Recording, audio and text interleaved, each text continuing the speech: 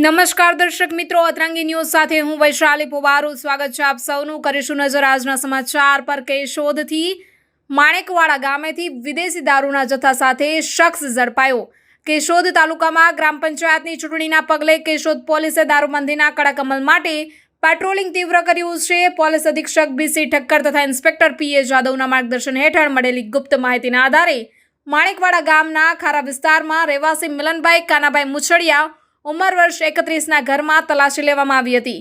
તપાસ દરમિયાન ઘરના ઉપરના માળે બાથરૂમમાં છુપાયેલ 16 બોટલ ભારતીય બનાવટના વિદેશી દારૂનો જથ્થો મળી આવ્યો હતો, જેની અંદાજિત કિંમત રૂપિયા 9,200 થાય છે। આરોપી પાસે દારૂના સાચવણીના કોઈ પાસ કે પરમિટ ન હોવાથી તેની વિરુદ્ધ ભારતીય ન્યાય સંહિતાની કલમ હેઠળ ગુનો નોંધી કાયદેસરની કાર્યવાહી હાથ ધરવામાં આવી છે।